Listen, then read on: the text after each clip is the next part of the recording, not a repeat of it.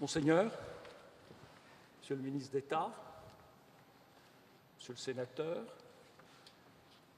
Excellences, bien entendu, Mesdames, Messieurs, chers collègues, c'est mon privilège d'introduire mes copanélistes. André Abreu, je pense que c'est même l'ordre alphabétique, donc André Abreu, qui est de la Fondation Tara, mon collègue et ami des relations extérieures de Monaco, Tidjani Kouma, compagnon de route aux Nations Unies, très souvent sur un certain nombre de sujets, comme l'a dit M. Calcagno, de gouvernance, puis ensuite tout dépend du degré de précision que l'on met dans son vocabulaire. Ce premier panel est consacré à planter une sorte de décor sans lequel on ne va pas loin, semble-t-il, de nos jours, c'est le cadre juridique, n'est-ce pas, de cette activité de recherche scientifique marine. Et chacun de nous trois est chargé d'une séquence bien précise. Le modérateur ici doit faire l'objet d'un problème qui relève en général d'un psychologue, c'est-à-dire un dédoublement, puisque je suis modérateur et en même temps intervenant. Et je vais certainement avoir à vous présenter une sorte d'aperçu du droit applicable à l'activité recherche scientifique marine. À côté de moi, André Abreu, lui, rentrera dans vraiment l'illustration concrète, pratique de ce droit applicable quand on cherche à aller en mer avec un projet scientifique. Et comme toujours, on ne raconte pas les histoires qui marchent bien, ni les horaires de train, ni les trains qui partent à l'heure, mais on parle de ceux qui ne partent pas à l'heure, ou qui ne partent pas souvent du tout.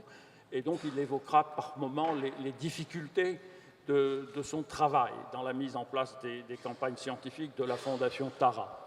Et puis, Tidjani Kouma va prendre un autre aspect, vous le présenter, de la recherche scientifique en œuvre, j'allais dire en marche, mais je ne peux pas le dire ici, en œuvre, qui est que c'est un thème de plus en plus prégnant, de plus en plus évoqué, et au-delà du droit applicable, en fait, on constate qu'il y a un usage positif, utile à faire de la recherche scientifique dans un contexte beaucoup plus large où il s'agit de voir comment la recherche scientifique marine, avec les outils de droit et les outils de gouvernance, est au service d'une sorte de renforcement des capacités d'un certain nombre de communautés scientifiques de par le monde. Et donc, ils auront très certainement un certain nombre d'exemples à donner sur ce sujet. Mais le premier orateur, c'est moi-même, si je puis dire, puisque je dois vous donner une indication, un aperçu, m'a-t-on dit. Donc l'aperçu, c'est quelque chose qui peut être très bref, mais tout dépend de l'orateur. Et il peut perdre de vue qu'il doit juste faire un aperçu et il peut en dire un peu plus que simple aperçu. Donc je vais, si vous le permettez, commencer ce premier exposé de ce panel, étant entendu que vous pouvez et vous devez même interréagir avec les trois personnes qui sont de ce côté-ci sur les sujets qu'ils auront présentés, les explications, même ajouter vos propres commentaires, ceux d'entre vous qui ont une expérience du sujet dont nous allons parler. Voilà, donc je vais passer de l'autre côté, je reste le même, mais je vais vous faire ma présentation.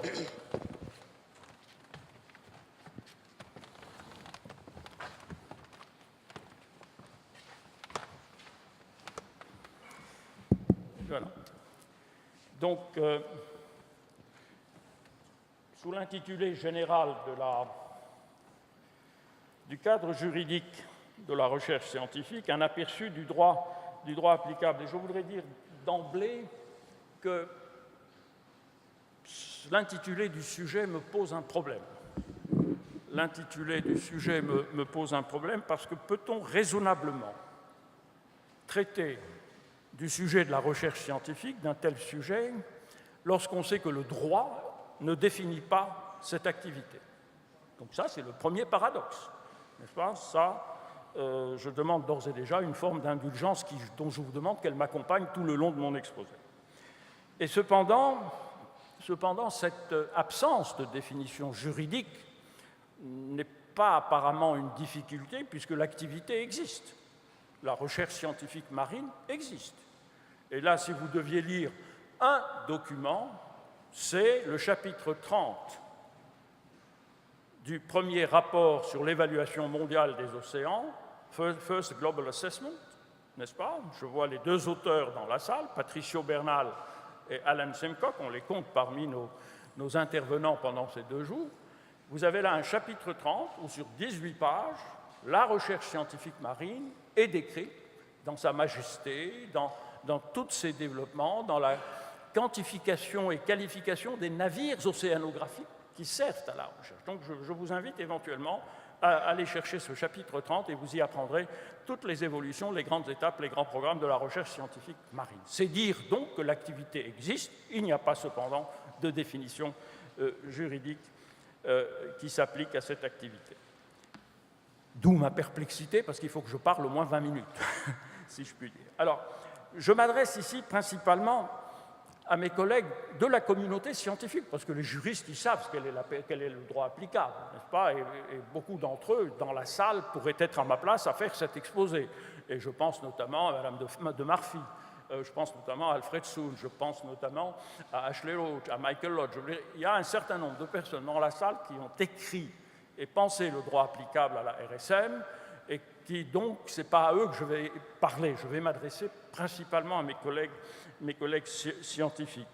Et le droit applicable dont je vais vous entretenir exclut d'emblée les législations nationales. N'est-ce pas? Ce n'est pas le droit que font les États pour contrôler la recherche scientifique marine. C'est plutôt la partie droit international, parce que par sa nature, par ses objectifs, très largement, cette activité a une connotation internationale. Par sa nature, n'est-ce pas, elle a une connotation internationale. Et le droit international en question, pour faire court, c'est principalement, bien entendu, de notre point de vue, dans cette communauté, la mère de toutes les conventions, c'est-à-dire la Convention sur le droit de la mer de 1982. Et elle a consacré une partie entière, 28 articles, n'est-ce pas, au thème de la recherche scientifique marine. La partie 13 est aujourd'hui vraiment une sorte de mini-convention dans la convention, n'est-ce pas, puisqu'il y a des conventions par ailleurs qui ont moins d'articles, qui sont des conventions autonomes qui ont moins d'articles que 28. Et quand vous prenez le livre bleu, le bouquin officiel qui dit quelle est la convention, et vous regardez l'index des matières à la fin, l'index des matières le plus nourri, c'est celui qui concerne précisément la recherche scientifique marine. Donc c'est vous dire que nous partons d'un postulat, enfin d'un constat plutôt, il n'y a pas de définition légale, il y a cependant une activité qui se développe et qui occupe des communautés de toutes disciplines, mais qui ont un point commun, ils font de la recherche scientifique, et il y a cependant un texte qui est dans la partie 13 de la Convention, 28 articles. Et puis, pour éclairer ce droit applicable, vous avez également 2-3 articles qui sont ci et là dans la Convention elle-même, comme l'article 87 qui parle de la liberté, comme l'article 143 qui parle de la zone internationale, une légère référence aux études dans le préambule. On peut regretter que le préambule sur ce terrain-là n'ait pas été à la hauteur du texte de la Convention lui-même. Alors, pour aller plus loin dans ce droit de la mer, dans cette convention dite de Montego Bay, pourquoi on en est arrivé là et pourquoi on passe notre temps dans la communauté des juristes et des scientifiques à se dire mais enfin, quelles sont les limites du droit applicable? Il faut se rappeler toujours d'où l'on vient. D'où l'on vient, c'est quoi? C'est que le droit applicable dont je vais vous parler, dont j'ai commencé à vous parler, si vous me permettez cette expression, est l'enfant légitime en filiation directe de la création des nouveaux espaces maritimes. Nous n'aurions pas nos interrogations sur quel est le droit applicable si nous ne prenions pas conscience ou la mesure de cette allocation d'espace, laquelle allocation d'espace a entraîné une redistribution des droits, des compétences, des obligations des uns et des autres. Donc, c'est vraiment l'enfant légitime qui fait que les espaces sont placés maintenant sous la souveraineté et la juridiction des États. Et puis, il y a quelque chose qui s'appelle encore, dans le souvenir, la liberté de la haute mer en matière de recherche scientifique. Donc, inventaire des espaces maritimes, 3 avant 1982, 3, c'est-à-dire la haute mer, le plateau continental et la mer territoriale. Et sur ces 3-là, vous en avez deux qui sont indéterminés quant à leur largeur. N'est-ce pas? La mer territoriale en 58 et même en 60, on sort avec aucune définition de la largeur. Donc vous avez des États qui pouvaient avoir 150 000 marins de mer territoriale. Ce n'est pas raisonnable, et ce n'est pas du droit applicable à ce moment-là. Le plateau continental, en 58, on a une définition dont jusqu'à présent, on se pose la question, quand on fait un peu de recherche d'histoire du droit, sur mais quelle est la définition, en fait, dans la Convention de Genève 58? L'exploitabilité. Le critère de la réforme, c'est l'exploitabilité, mais l'exploitabilité est tellement liée au développement de la technologie que pratiquement un an après, la définition, elle était déjà dépassée, cette notion d'exploitabilité, etc., etc. Donc, on voit bien qu'il y a une rupture qui intervient avec la Convention de 82, puisque la Convention de 82 a ces trois espaces classiques, on ajoute deux qui modifient radicalement le paysage. On a l'arrivée de la zone économique exclusive et on a la création de la zone internationale. Et ça modifie effectivement l'équilibre ou la répartition des compétences telles que je viens de vous l'indiquer.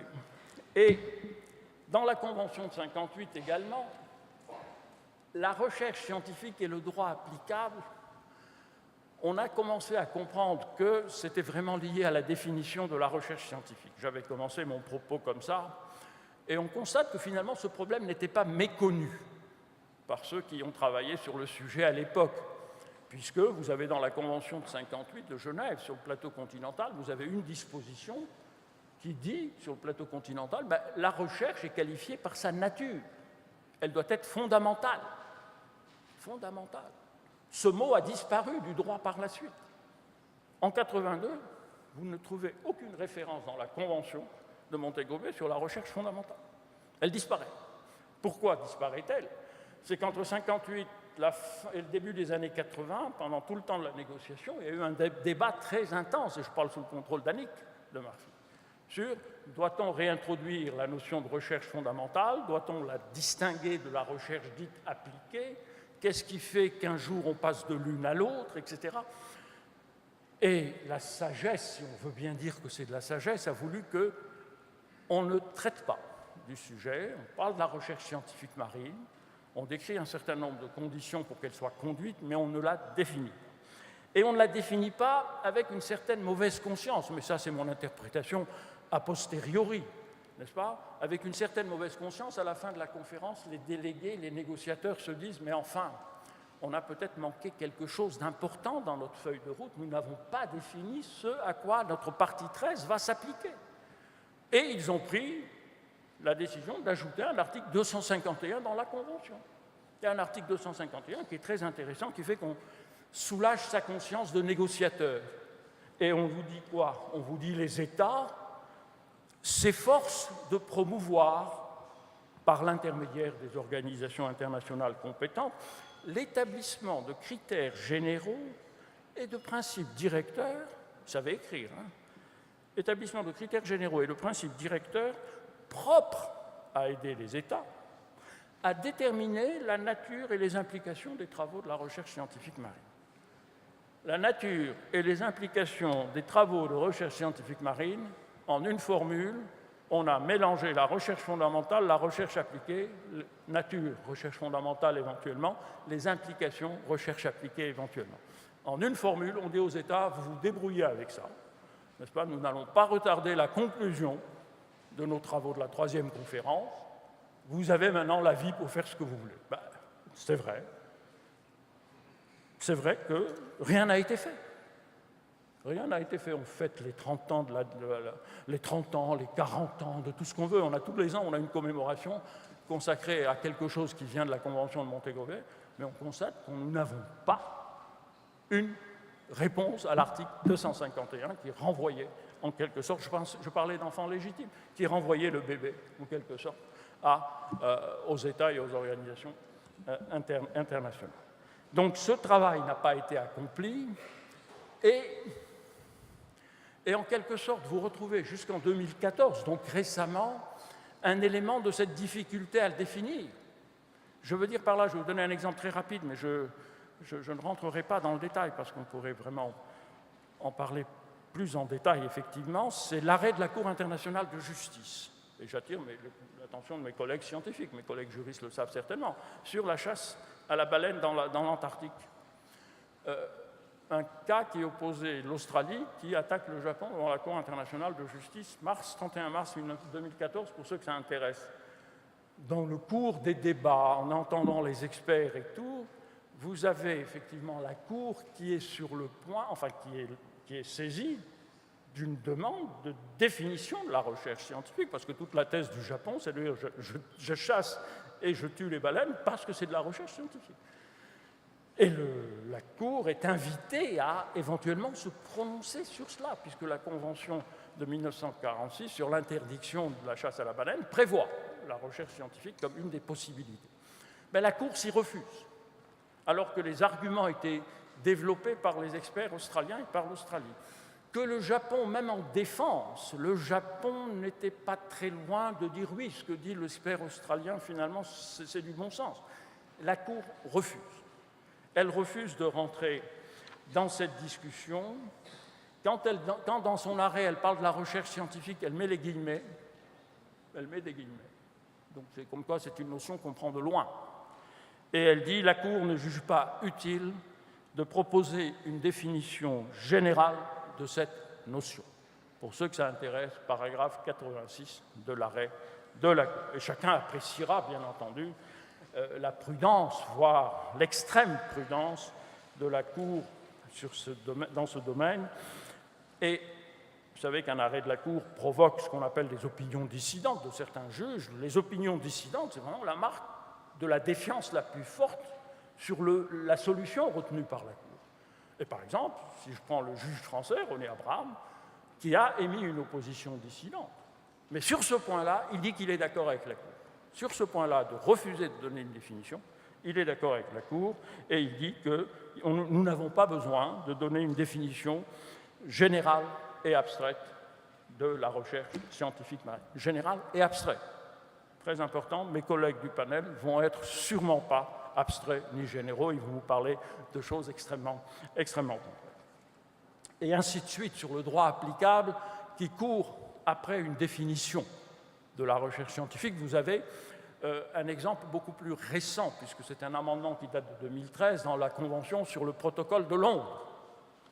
La géofertilisation, la fertilisation des océans, la géo-ingénierie sont des activités vraiment dangereuses pour le milieu marin. Comment contenir, circonvenir les efforts de la communauté scientifique de vouloir quand même faire des expériences en mer sous couvert scientifique, dès lors que l'activité n'est pas définie. Un amendement est introduit en 2013, à l'occasion d'une conférence des parties contractantes du protocole de Londres, n'est-ce pas, en 2013, octobre, qui donne une définition de ce qui est appelé, là on passe un cran plus loin, la recherche scientifique légitime, legitimate research, marine research. Donc vous voyez que derrière les mots qui sont employés, derrière cette bataille sémantique, il y a de vrais enjeux, à la fois en droit et en activités scientifiques qui peuvent être déployées. Là aussi, je suis certain que certains de nos collègues en sciences connaissent cet amendement de 2013 qui donne une définition, qui donne des critères.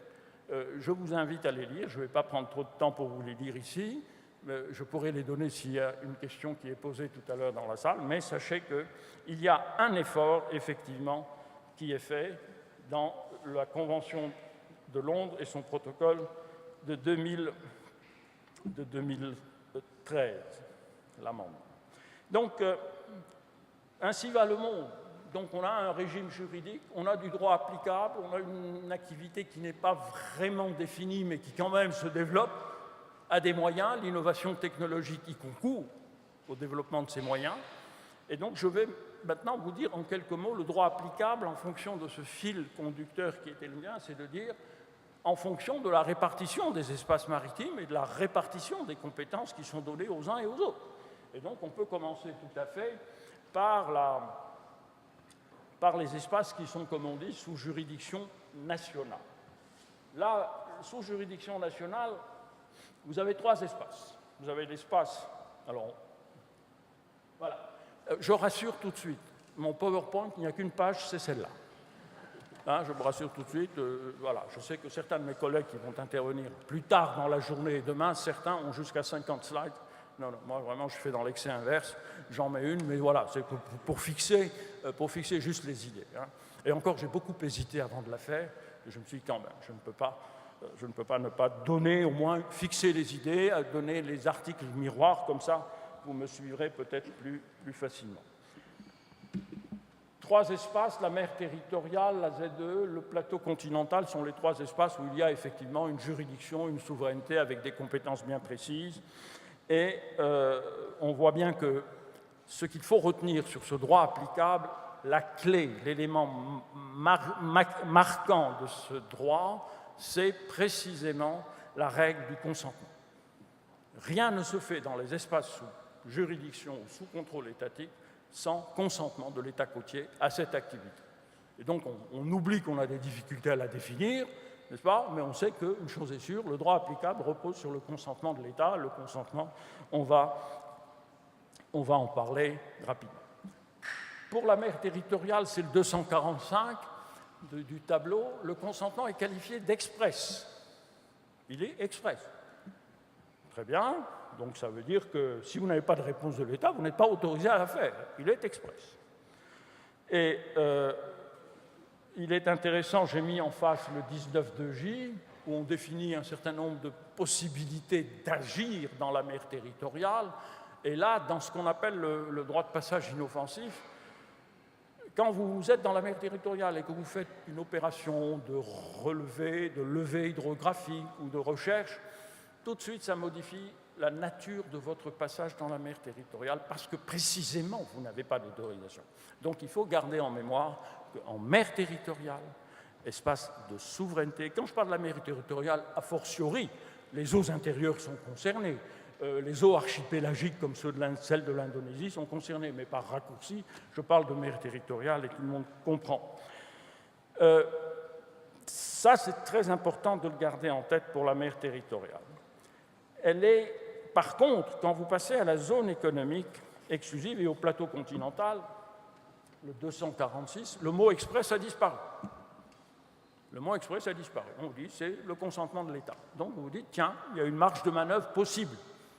Oui, mais alors, d'expérience, en attendant ce que vont dire mes collègues tout à l'heure, d'expérience, ne tentez pas de faire comme si l'autorisation était tacitement donnée. Ne tentez pas de le faire parce que vous allez au-devant d'un certain nombre de surprises désagréables quand vous êtes en mer, pour une raison simple. C'est que l'autorité administrative qui a gardé le silence dans son administration. Parce qu'elle, peut-être, elle connaît l'article 252 de la Convention qui dit qu'après 4 mois, vous pouvez faire ce que vous faites. Le consentement est qualifié de tacite. L'unité de l'action de l'État en mer, qui est en mer et qui contrôle l'activité dans la zone économique ou sur le plateau continental, le consentement tacite, ils ne savent pas ce que c'est. Ils n'ont pas envie de savoir ce que c'est. Moi, je connais d'expérience des navires scientifiques au large de la Turquie, vous me direz que ce n'est pas le meilleur exemple que je puisse donner, qui ont dit, mais où est l'autorisation? Et le chef de mission scientifique a essayé d'expliquer que, mais non, c'est au consentement tacite, parce qu'on a écrit 4 mois avant la fin des 6 mois, rien n'est arrivé, hop, dans le port. Vous ne pouvez pas continuer.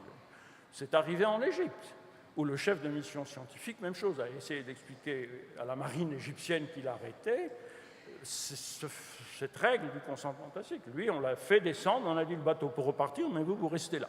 Donc, vous voyez, la prudence et la pratique conduisent à dire, même si l'article 246 ne dit pas le consentement est express, n'essayez pas, on dirait dans une cour de récréation faire le malin, n'est-ce pas? N'essayez pas de forcer la règle de droit et de l'interpréter. Je vous parle vraiment d'expérience. Alors, ce qu'il y a également d'intéressant à noter, c'est que s'agissant de la recherche scientifique marine, c'est le 246, aussi bien pour la zone économique que pour le plateau continental. Mais quand vous revenez vers le corps de la Convention, en amont, quand on définit ce qu'est la zone économique exclusive et le plateau continental, vous constatez qu'il y a effectivement une référence au 56.1b, etc., sur une juridiction relative à la zone économique. Vous passez à la partie consacrée au plateau continental, c'est le silence absolu, rien n'est dit. et on retrouve la conjonction des deux espaces sous l'activité recherche scientifique marine. J'attirais votre attention sur ces bizarreries d'écriture de la Convention.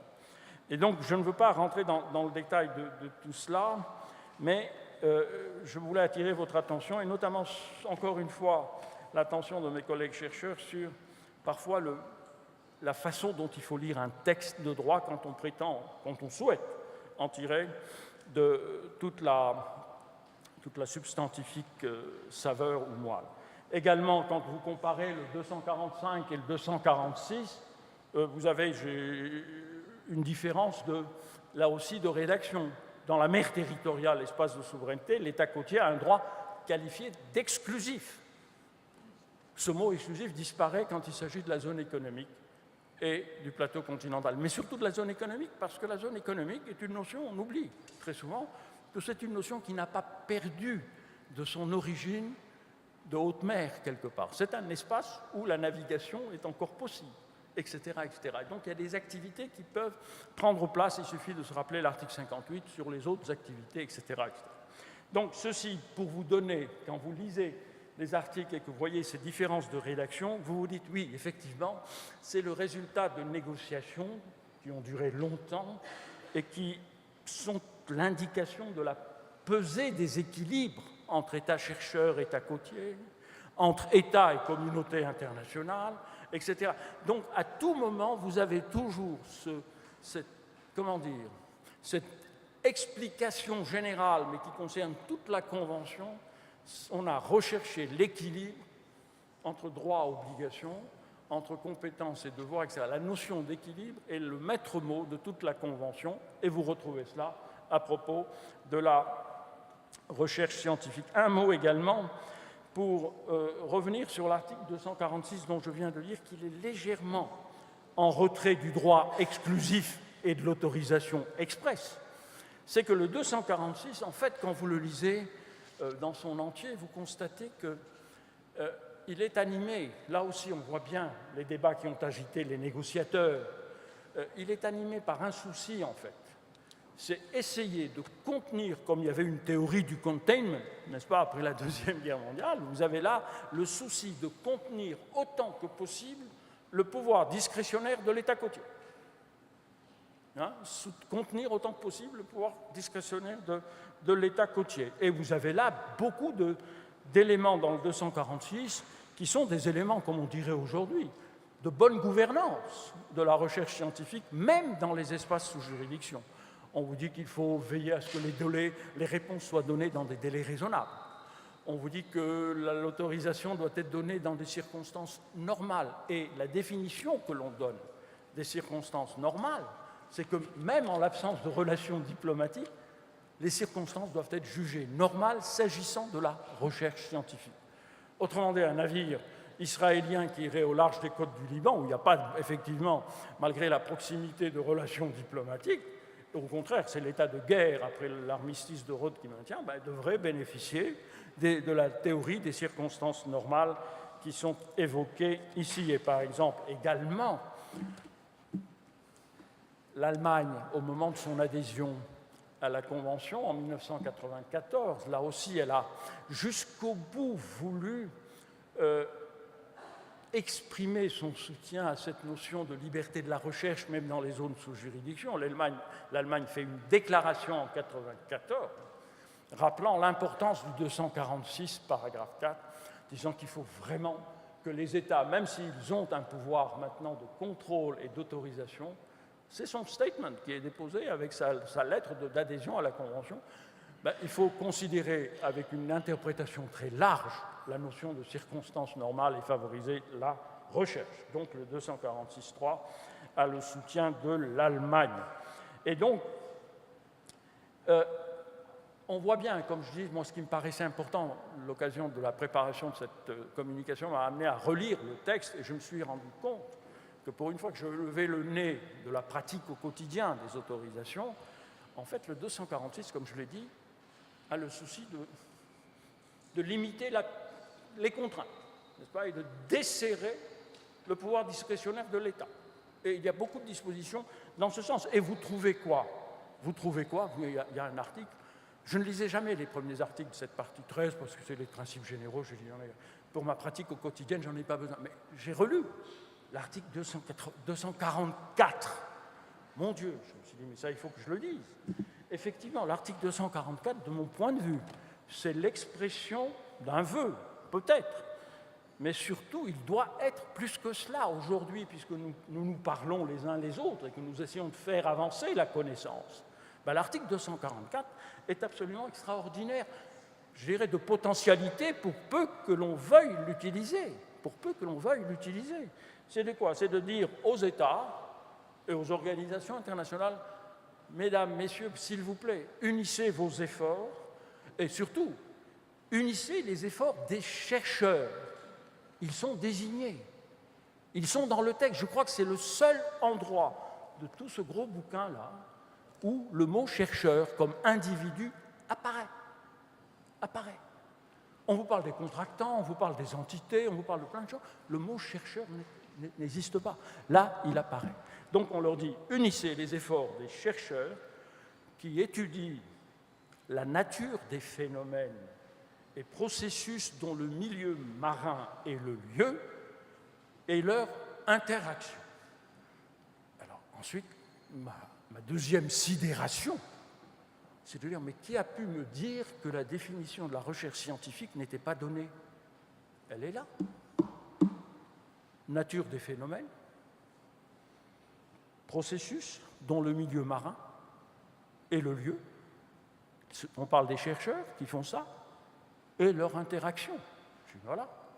Les gens l'ignorent peut-être, n'est-ce pas? Comme l'autre faisait de la prose sans le savoir.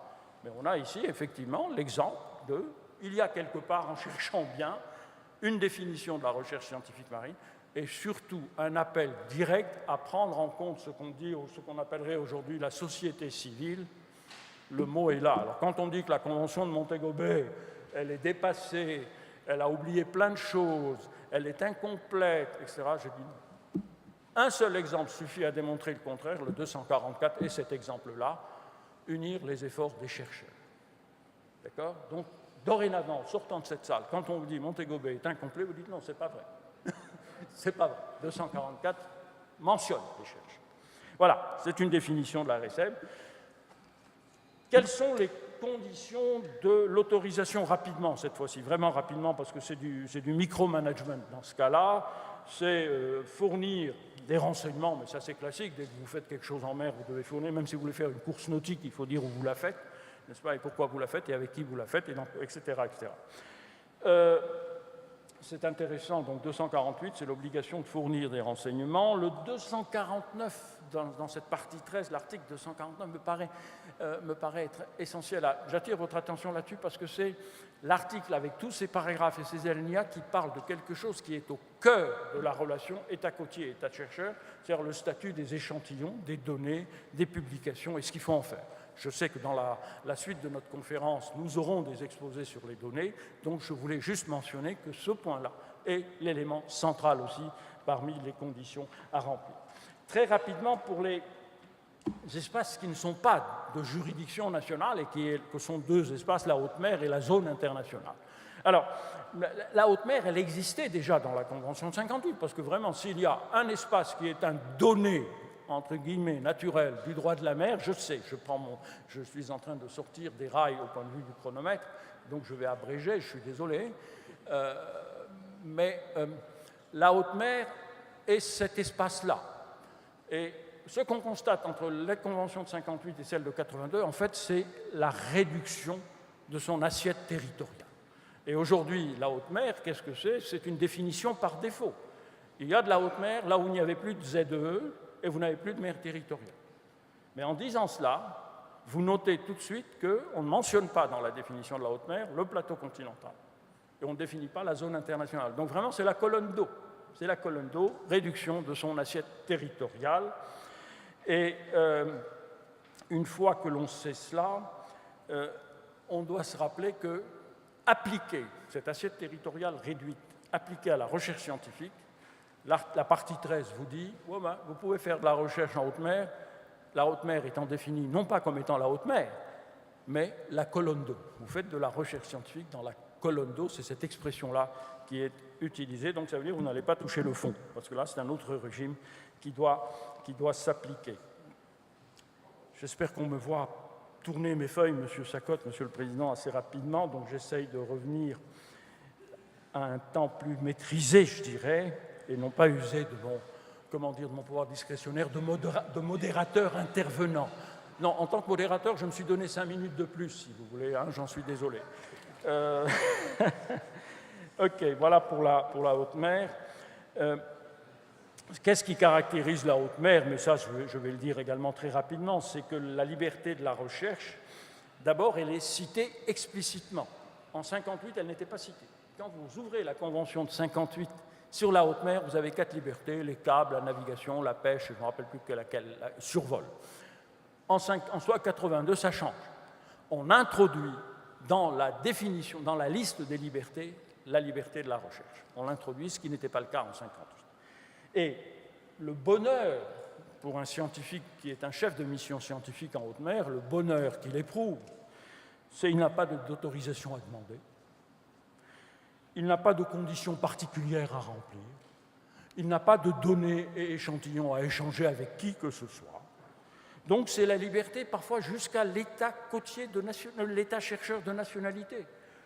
Le chef de mission scientifique, il a son budget, on lui donne un navire, la vie est belle, il navigue, il fait sa recherche, c'est confortable. Voilà pourquoi la recherche en haute mer plaît tant que ça. C'est l'absence totale de contraintes. Sinon, se battre avec le gestionnaire de la flotte sur le bon créneau, le bon calendrier, le bon port d'escale éventuellement. Voilà. Donc, mais de nos jours, ça c'est le texte tel qu'il a été écrit en 82, et puis une pratique s'est développée dessus. Et ça, je tiens à le dire, dans le contexte qui est le nôtre ici, c'est que quand même, il y a un fil à la patte, comme dirait M. Feydeau. Le fil à la patte, c'est le 240 de la partie 13. C'est que toute votre recherche-là, il faut qu'elle soit respectueuse du milieu marin, de la protection et de la préservation du milieu marin. Les 10 années qui ont suivi 82, les questions environnementales n'étaient pas prégnantes. Aujourd'hui, un projet de recherche, que ce soit en haute mer ou dans les zones sous juridiction, ne peut pas faire comme si les chercheurs n'étaient pas tenus de certaines obligations liées à la préservation et la protection du milieu marin. C'est ce qui fait que dans certains pays, vous envoyez votre demande d'autorisation, vous avez respecté toute la partie 13, la législation du pays, puis au moment où le navire arrive à Rio de Janeiro, et c'est à dessein que je prends l'exemple brésilien, c'est qu'on vous dit « oui, mais attendez, on ne peut pas vous répondre, parce que la commission chargée de l'environnement au Brésil est en train d'étudier votre demande et a des questions à vous poser. Votre dossier est bien, il n'y a pas de souci. Vous répondez à toutes les autres conditions et obligations. Mais là, nous avons effectivement quelque chose à vous demander. » Et il est arrivé qu'on vous demande sur place, alors que le navire est déjà parti, que les scientifiques sont déjà là-bas, on vous demande une étude d'impact de l'activité que vous allez entreprendre. Ce n'était pas prévu dans le budget initial, etc., etc. C'est une bonne chose, quelque part. Et donc, il faut que ceux qui font appel au droit applicable n'oublient pas cette partie-là, n'est-ce pas, qui traverse, qui est vraiment qui est transversale à toute la partie 13, c'est-à-dire le respect qui est dû à l'environnement marin. Maintenant, rapidement, sur la zone internationale. Parce que je sais qu'un exposé sera consacré à cela par quelqu'un, effectivement, qui est l'homme de la situation, puis c'est le secrétaire général de l'autorité des fonds marins. La zone, la zone avec un Z majuscule, n'existait pas. Et donc, c'était vraiment une innovation, une création entière dans la partie 11 de la Convention. Et là aussi, il y a tout un mécanisme qui est mis en place. Mais la différence avec la recherche scientifique en haute mer, c'est que là, vous avez une administration dédiée. Vous avez une institution internationale. Vous avez un management des activités qui est en place, une gestion, je devrais dire en mauvais français, paraît-il, une gestion des activités, etc., etc. Et on ne peut pas faire comme si c'était une liberté d'entreprendre de la recherche quand il s'agit des fonds marins internationaux. Mais alors là, moi, je vais bientôt terminer, je voudrais terminer non sur l'expression, sur ce point-là, d'une incertitude ou d'un doute, c'est-à-dire que, et je le fais parce que là aussi, nous avons eu des exemples récents où certaines communautés de chercheurs se sont affranchies de ce que je vais dire ici. C'est-à-dire qu'il y a dans la partie 11 qui traite de la zone internationale un article 143 dont l'intitulé c'est précisément Recherche scientifique marine. Très bien. Alors, il est vrai que le mot autorisation n'y figure pas. Donc, très bien, lecture premier degré, mot autorisation ne figure pas et on peut considérer qu'on n'a pas besoin d'autorisation, on peut même aller sur les fonds marins internationaux de la zone et faire de la recherche. Mais la difficulté, c'est que il n'est pas certain que ce soit cette lecture-là qui doive s'imposer.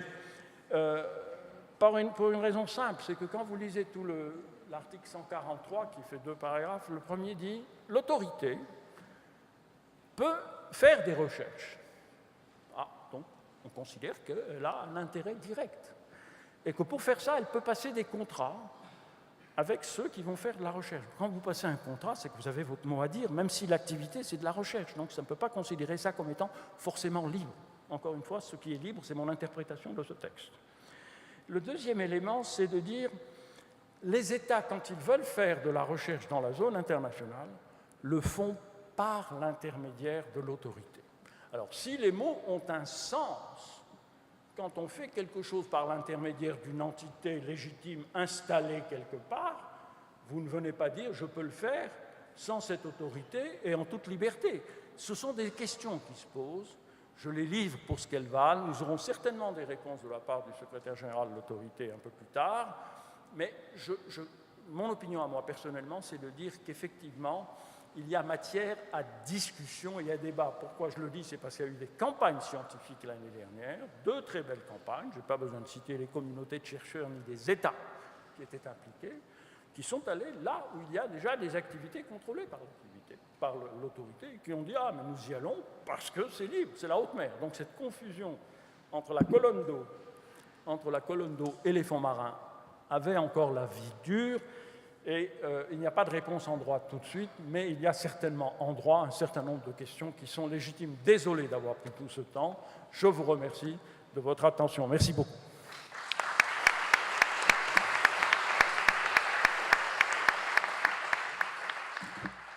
Vous voulez bien, s'il y a matière à question à ce moment-là. Mais André, tu vas introduire ton sujet sur les autorisations? Oui, merci Elie. Je voudrais tout d'abord remercier l'INDEMER pour cette invitation, l'Institut Chenavy pour l'accueil et la Fondation du Prince Albert II pour le soutien à la Fondation Taha depuis si longtemps. Je vais dire un tout petit mot sur les expéditions Taha pour nos collègues internationaux qui ne connaissent pas. Il y en a plusieurs qui ne connaissent pas. C'est une fondation d'intérêt général aujourd'hui, Taha, mais c'est une fondation privée qui conduit depuis 15 ans bientôt des expéditions. On est à la 11e expédition. Et ce sont des expéditions internationales, sans avoir peur de le dire, des longues expéditions qui veulent renouer avec la tradition des naturalistes du 19e siècle, des grandes expéditions comme celle de Darwin, de Beagle, qui a inspiré l'expédition Taha-Océan. Aussi l'histoire du Fram de Nansen qui a inspiré donc la construction de ce bateau que vous voyez devant vous et qui donc on aura l'honneur d'accueillir Jean-Louis Etienne demain qui a construit ce bateau. Donc ce sont des expéditions qui allient un peu la science mais aussi les sciences sociales, l'art, l'éducation et qui veulent être complémentaires aux expéditions nationales, aux grands instituts de recherche nationales, le CNRS, l'IFREMER. Il ne s'agit pas de vouloir privatiser la recherche, loin de là. C'est une plateforme qui est certes gérée par une fondation privée, mais qui est au service de la recherche publique et qui a l'objectif vraiment de sensibiliser le public et bien sûr de conduire la recherche au plus haut niveau possible. Donc cet esprit des grandes expéditions nous a conduit depuis 10 ans à faire des expéditions dans plusieurs pays, à faire des recherches, des prélèvements donc des ressources biologiques dans plusieurs pays. Donc c'est un peu de ça que je vais vous raconter, quelques From a user's perspective, je dirais, de la perspective vraiment d'un usager qui tous les jours doit appeler le consulat de France à Jakarta pour savoir si on a une réponse du secrétariat de l'environnement, du ministère de l'Environnement. Donc c'est le quotidien de tous les jours chez nous. Donc je vous raconterai un peu ce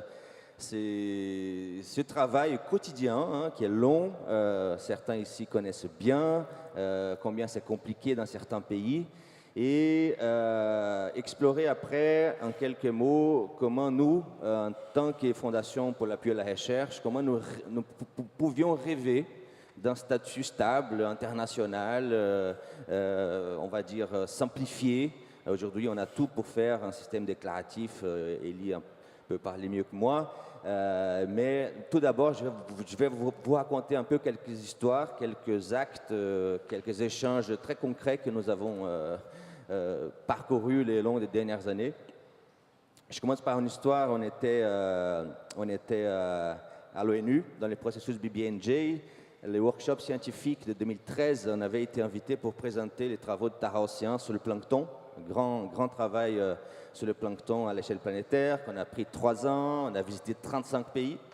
Et le docteur Karsanti, qui est le chef scientifique du consortium Tara Océan, était donc devant les négociateurs, les diplomates, les ambassadeurs à l'ONU. Et il a expliqué donc que cette recherche était conduite dans plusieurs pays, mais que les données étaient un open access, étaient un accès libre. Donc, toutes les données génétiques, hein, on parle là sur une database de 40 millions de gènes déjà, la plus grande collection in silico sur l'océan, une des plus grandes au moins, jamais produite. Et donc, c'est considérable. Et le docteur Karsanti disait, donc, c'est un open access. Et nous avons envie de partager avec vous et de créer des processus pour vous inclure tous les pays, y compris les pays en développement, dans le processus d'analyse des données. Et donc, pour arriver aux conclusions, aux résultats. Après la conférence de Dr. Karsanti, notre chère amie argentine, Fernanda Micay, est venue nous voir en disant « Mais c'est un accès ouvert ?» Oui, c'est un accès ouvert. Elle a dit, mais là, la métagénomique, la transcriptomique, je pense qu'il y en a 3 personnes chez moi en Argentine qui peuvent travailler avec vous, pas plus. Donc, on a besoin de capacity building.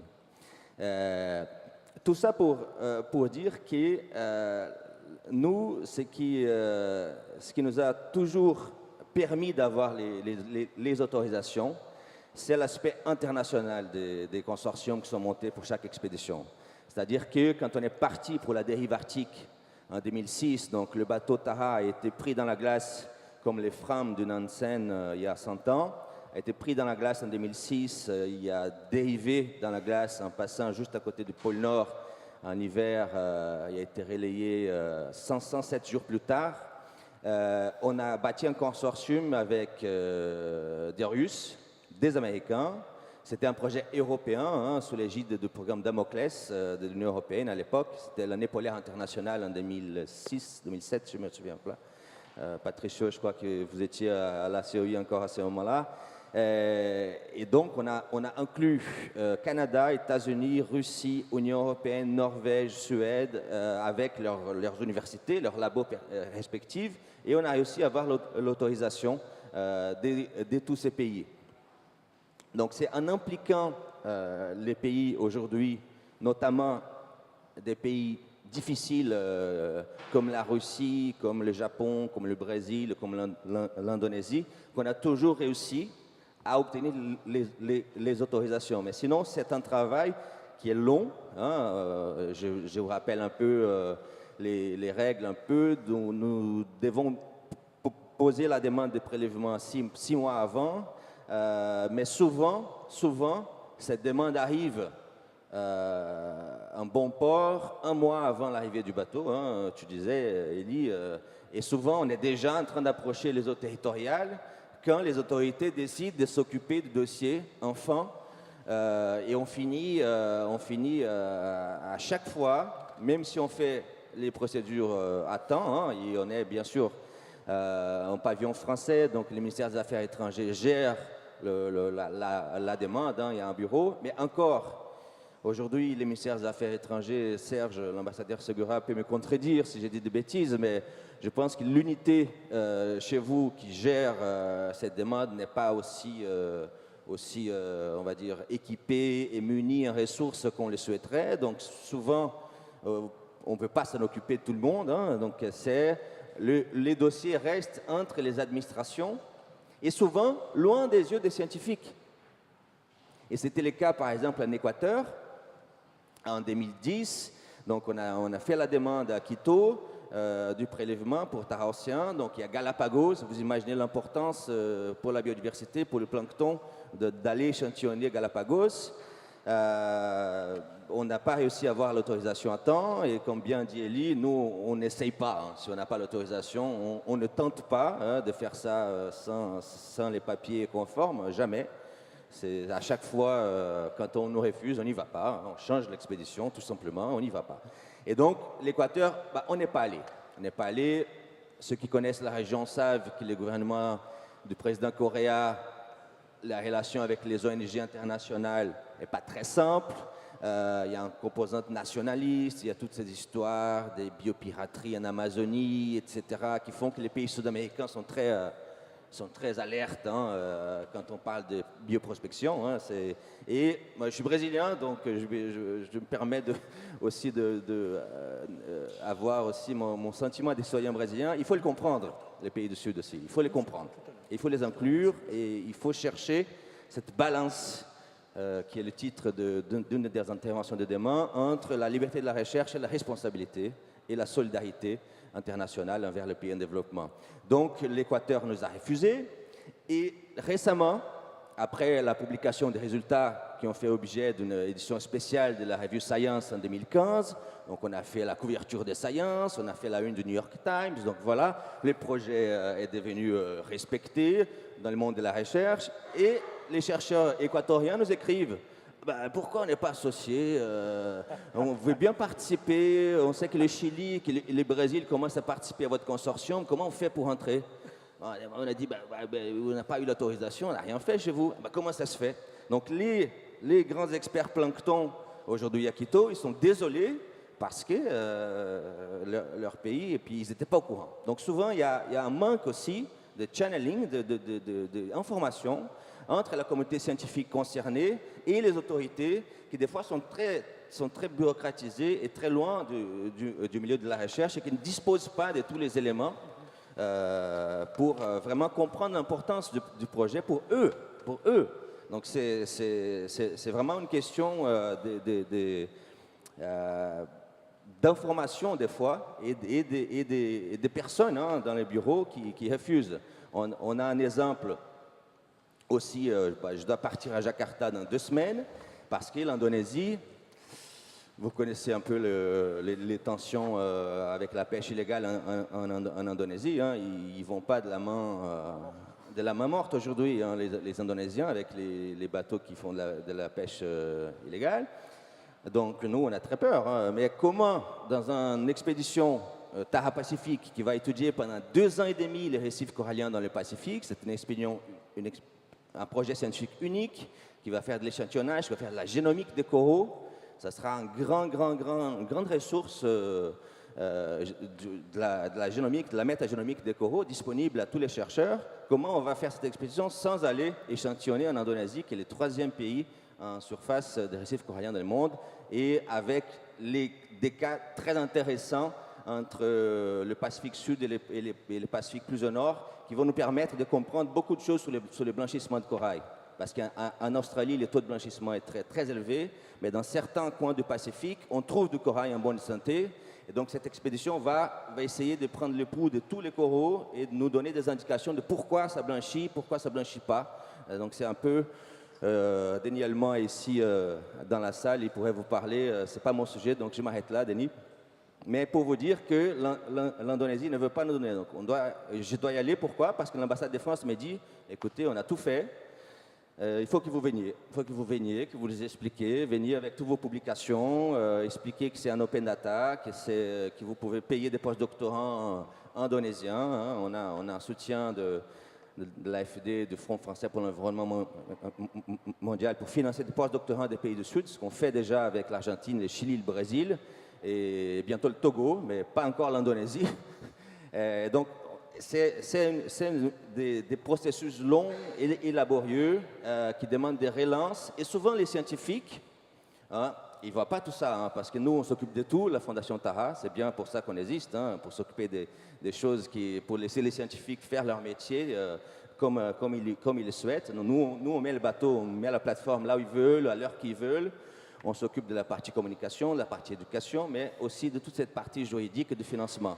Et donc, c'est une histoire de tous les jours. J'avais 2-3 choses encore à vous dire avant de finir.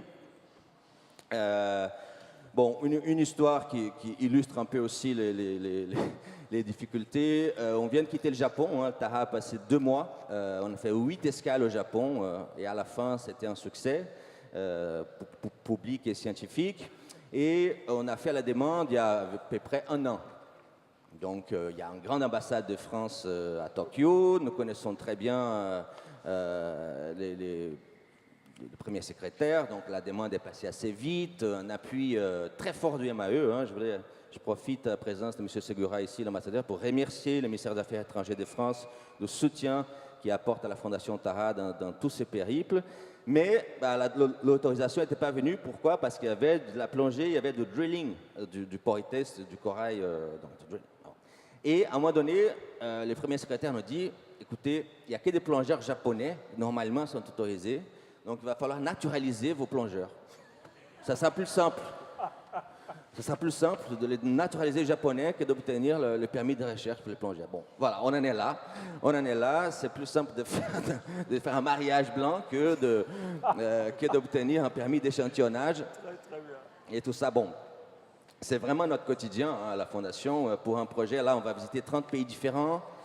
On essaie d'obtenir, Serge essaie de nous aider, des permis même des îles qui sont dans la mer de Chine,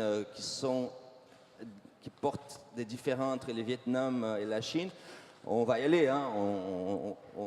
On ne désespère pas, mais bon, voilà, c'est extrêmement difficile. J'ai dit un mot pour la fin sur le processus BBNJ et sur ce qu'on pourrait rêver hein, pour un statut à la fois qui assure la liberté de la recherche, mais à la fois avec une composante de responsabilité et de solidarité envers les pays en développement.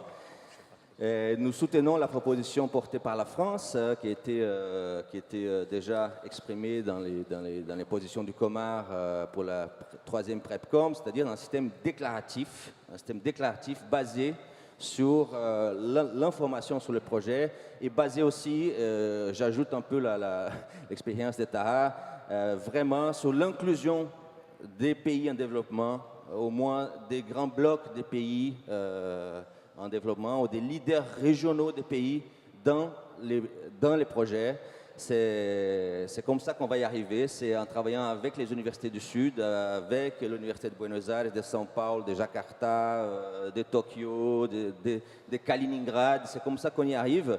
Et on pense qu'en incluant vraiment une composante de capacity building et des transferts, ce que nous faisons Taha, on fait du full transfer of technology, c'est-à-dire que tous les protocoles qu'on met en place, on est en ce moment même, il y a une Brésilienne de l'Université de Santa Catarina qui embarque à bord, qui va faire 30 jours et elle va s'approprier de tous les protocoles scientifiques de la collecte de Taha Pacifique pour appliquer aux voiliers brésiliens dans leur recherche nationale. Donc c'est un peu un rêve pour nous d'avoir un système déclaratif, simplifié et qui consacre un peu la coopération internationale hein, et la solidarité pour la coopération scientifique. Merci.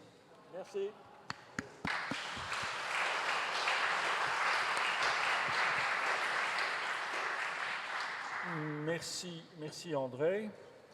On reviendra là-dessus, mais c'est une excellente transition, la façon dont la communication s'est achevée, notamment sur le BBNJ, le renforcement des capacités par et avec la recherche, est une excellente transition pour la 3e communication, celle de Tidjani Kouma, qui justement est consacrée à ce thème. Tidjani, voilà. Et puis rassurez-vous, on est largement dans les temps.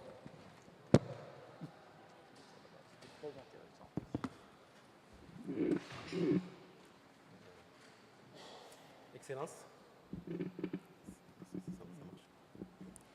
Allô? Oui, ça marche. Excellence, Mesdames, Messieurs, laissez-moi d'abord dire le plaisir et l'honneur que je prouve en faisant cette communication sur une thématique aussi importante, surtout enseignée dans cette maison dédiée à la recherche scientifique marine. On m'a demandé de faire une communication sur le développement de la recherche scientifique marine par le renforcement des capacités. J'avoue que j'ai éprouvé le même sentiment que Elie. Je me suis dit, mais Tijani, dans quel pétrin tu t'es mis encore? Non. Parce que pour développer quelque chose, il faut le connaître. De plus, la Convention, on en a parlé, les instruments internationaux relatifs aux droits de la mer sont jalonnés de références à la recherche scientifique marine. J'ai revu Elie lors d'une réunion de l'Autorité internationale des fonds marins à Kingston. Je dis, mais Elie, qu'est-ce que vous voulez que je dise? Qu'est-ce que vous voulez que je dise? Non, il me dit, non, tu t'adresseras aux scientifiques, aux chercheurs, pas aux juristes. Ils connaissent ces questions-là. Donc ça, c'est un problème qui est résolu. Alors, je me suis aussi interrogé sur qu'est-ce que je vais développer. Qu'est-ce qu'on va développer par le renforcement des capacités? La science. Pour renforcer les capacités, il faut le connaître. J'ai parcouru aussi la Convention. Malheureusement, je n'ai pas eu la même clairvoyance qu'Elie, donc je n'ai pas trouvé une définition claire à la recherche scientifique marine. Je me suis replongé un peu dans la doctrine pour trouver des éléments de réponse. Donc, pour ceux qui sont familiers de la doctrine internationale, je me suis plongé dans les écrits sur des notions qui sont dans la Convention et qui ne sont pas bien définies ou qui ne sont pas du tout définies, notamment la notion de quotient raisonnable. Voilà, j'ai prolongé les recherches. Donc, je suis tombé sur une contribution du professeur Kenedek, qui n'est pas parmi nous aujourd'hui, qui était intitulée « Les ambiguïtés de la Convention sur le droit de la mer ». Donc tous ces éléments-là m'ont permis d'avancer. Pour revenir au sujet proprement parlé, la recherche scientifique marine est une thématique ancienne, mais elle est en même temps d'une grande actualité. La recherche scientifique marine et le renforcement des capacités sont au cœur de deux processus qui dominent l'actualité internationale du droit de la mer. Elles sont donc intimement liées, car pas de développement de la recherche scientifique sans renforcement des capacités. Plus spécifiquement, chère Isabelle, Madame l'ambassadeur, chère Charlotte, la recherche scientifique marine et le renforcement des capacités sont fortement mises en exergue dans les travaux au sein du comité préparatoire sur l'élaboration dans le cadre de la Convention des Nations Unies sur le droit de la mer d'un instrument international juridiquement contraignant sur l'utilisation et l'exploitation durable de la biodiversité marine dans les zones au-delà de la juridiction nationale. Et bien dit en anglais pour les familiers. C'est le cas par exemple, lors des débats sur les ressources génétiques marines, sur le patrimoine commun de l'humanité, le partage des ressources, sur les études d'impact environnemental et sur les outils de gestion par zone, notamment les aires marines protégées. La recherche scientifique marine et le renforcement des capacités seront également à l'ordre du jour de la première conférence des Nations Unies sur l'examen de la mise en œuvre de l'objectif de développement durable numéro 14 qui se tiendra à New York en juin prochain. Donc, les instruments internationaux relatifs aux droits de la mer mettent particulièrement l'accent sur le rôle essentiel de la recherche scientifique marine dans la préservation des mers, des océans et de leurs ressources. Il est aujourd'hui admis qu'une réglementation établie en l'absence de meilleures données scientifiques ne sera plus crédible. Non seulement parce que des données scientifiques précises sont celles à même d'indiquer la voie à suivre pour réaliser l'objectif de gestion durable des océans, mais surtout parce que face à des résistances nombreuses, un diagnostic indiscutable est toujours nécessaire pour atteindre cet objectif.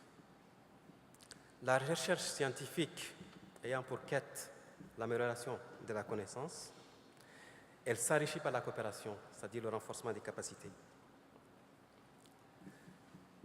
L'objectif des développements qui vont suivre est de montrer que la gestion rationnelle des mers et des océans et le développement durable ne pourraient se concevoir sans une recherche scientifique appropriée, c'est-à-dire sans renforcement des capacités. Ce qui m'amène à dire quelques mots sur l'importance de la recherche scientifique marine. À cet égard, partons de ce que représente la recherche scientifique marine pour la conservation et l'utilisation durable des océans. La connaissance des mers et des océans a été révolutionnée par la découverte fascinante de nouvelles ressources biologiques dont les perspectives d'exploitation économique posent le problème de leur gestion. Ces ressources évoluant autour des évents hydratoires ont mis en évidence le lien étroit entre les minéraux et la biodiversité qui y vit. Cette grande révolution nous rappelle l'importance de promouvoir la recherche scientifique marine afin de répondre aux impacts de l'exploitation et de l'exploration des ressources sur le milieu marin. La recherche scientifique marine joue un rôle fondamental dans la compréhension de ces ressources et du rôle qu'elle joue dans les équilibres de notre planète. La recherche scientifique marine peut être mise au service de l'évolution du droit et de son adaptation aux enjeux du moment. En ce sens, elle est un aspect important de l'élaboration de la réglementation au service du développement durable. La recherche scientifique marine a acquis une telle importance qu'elle pénètre toute la substance des instruments internationaux relatifs aux droits de la mer.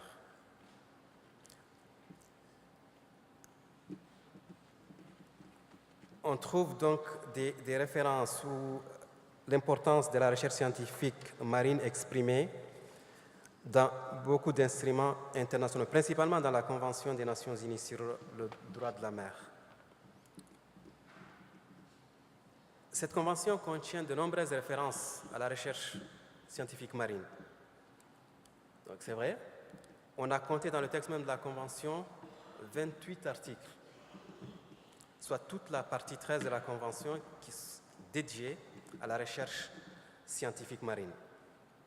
Ce qui est intéressant, c'est que la partie 13 de la convention s'articule autour des règles qui imposent l'obligation de favoriser la coopération en vue de promouvoir la recherche scientifique marine. Ce qui nous amène à dire que la recherche scientifique, la promotion et le développement de la recherche scientifique marine n'est même plus une option, c'est une obligation. Parce que c'est la Convention elle-même qui le dit. Cette obligation figure dans d'autres parties de la Convention, notamment la partie 11, plus particulièrement dans l'article 143. L'annexe à cette partie 11 indique clairement que l'Autorité internationale des fonds marins a l'obligation de favoriser et d'encourager la recherche scientifique marine dans la zone. Elle doit également coordonner et diffuser les résultats de ces analyses. L'autorité doit s'attacher à mettre l'accent, elle est précise, doit s'attacher à mettre l'accent en particulier sur les recherches portant sur l'impact sur l'environnement des activités dans la zone.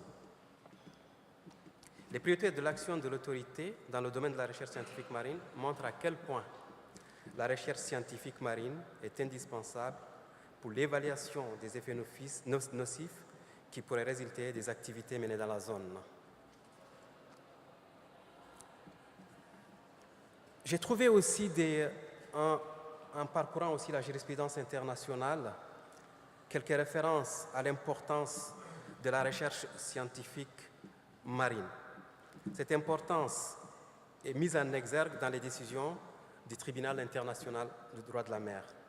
Dans l'affaire d'Ishinmaru, dans un arrêt que le tribunal a rendu le 7 août 2007, dans un contentieux qui a opposé le Japon à la Russie, le tribunal, dans cette affaire, dans cet arrêt, a estimé que la surveillance des captures qui nécessite l'établissement des rapports exacts est l'un des moyens essentiels de gérer les ressources biologiques.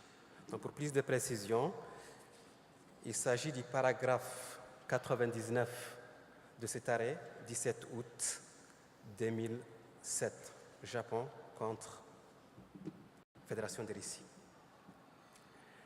Il y a également de nombreuses références dans les résolutions de l'Assemblée générale des Nations unies sur le droit de la mer.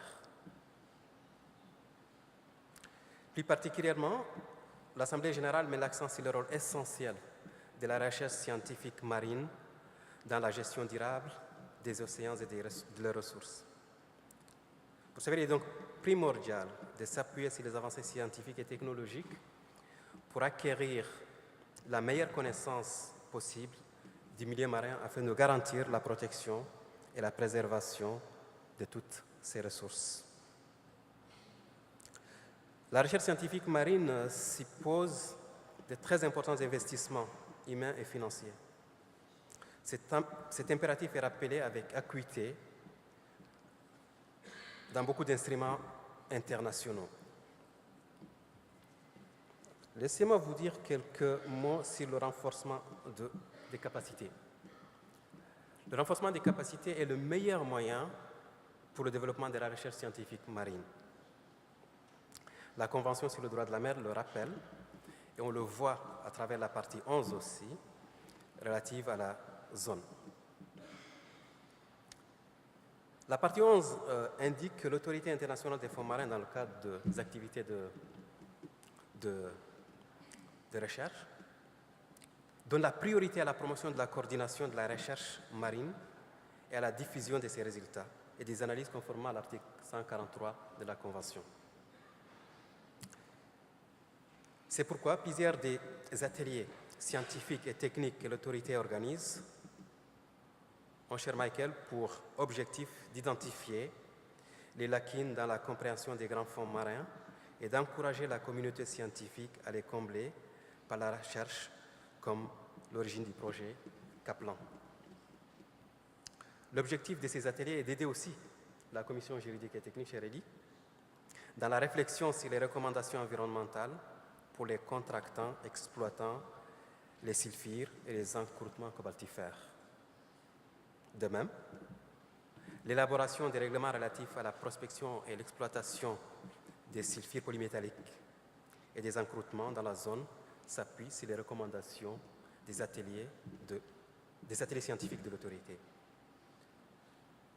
La participation des États, c'est l'aspect de la coopération, la participation des États en développement au projet de recherche scientifique marine dans la zone devrait permettre de renforcer leurs capacités technologiques par un partage des connaissances. À cet égard, la création du Fonds de dotation pour la recherche scientifique marine est exemplaire. L'obligation, le besoin de renforcement des capacités s'exprime plus clairement encore quand il s'agit de l'autorité. La partie 11 indique également que l'autorité doit s'employer à acquérir.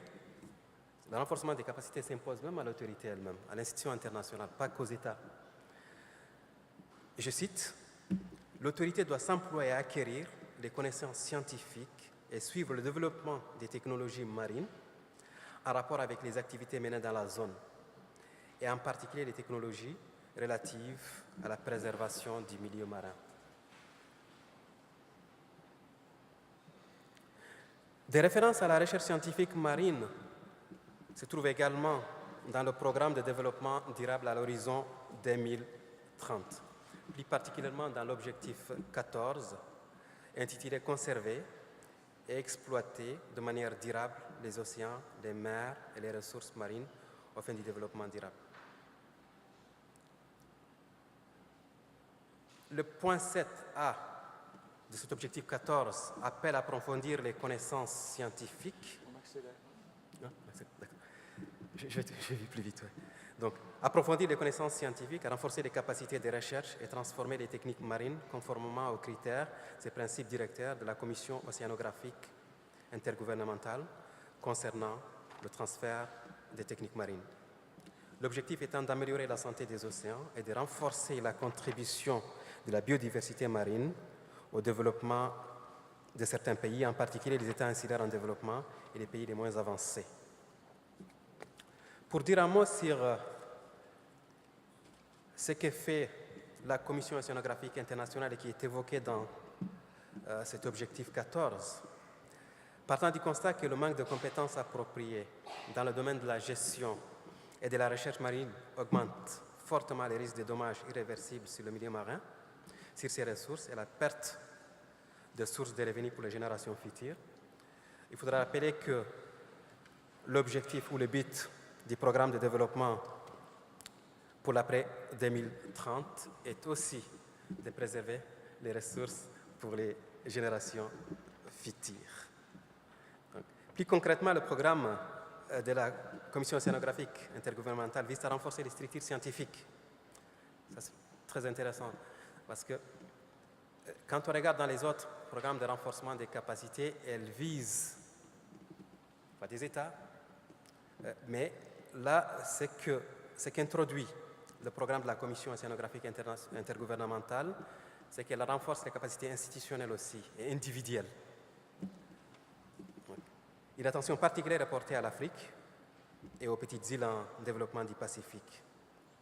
L'approche autonome au développement des capacités de la Commission océanographique intergouvernementale vise à réduire la dépendance continue de l'aide externe en permettant aux pays de faire face à leurs problèmes par le biais de stratégies basées sur les sciences.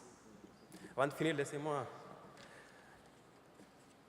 dire un petit mot sur le rôle que pourrait jouer le Centre scientifique de Monaco dans la coopération en matière de développement et de la recherche scientifique marine.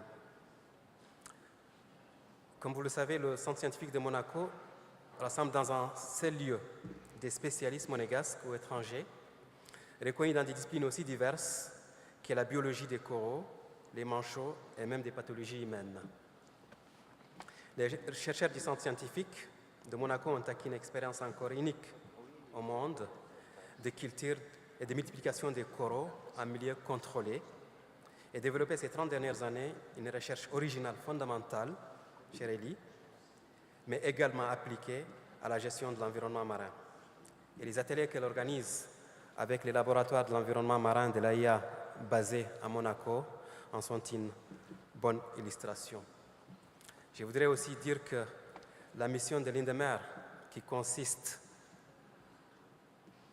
à participer à la promotion de l'enseignement et à la promotion et à la diffusion de l'enseignement du droit de la mer, pourrait également être considérée comme renforçant la coopération dans ce domaine. Au terme de ce tour d'horizon rapide, s'il y a une observation à laquelle nous sommes parvenus, c'est le besoin d'une coopération internationale accrue en matière de recherche scientifique marine. Le besoin de développement de la recherche scientifique marine est bien trop important pour que l'on continue à accepter qu'il soit encore inégalement et insuffisamment mis en œuvre. Je vous remercie.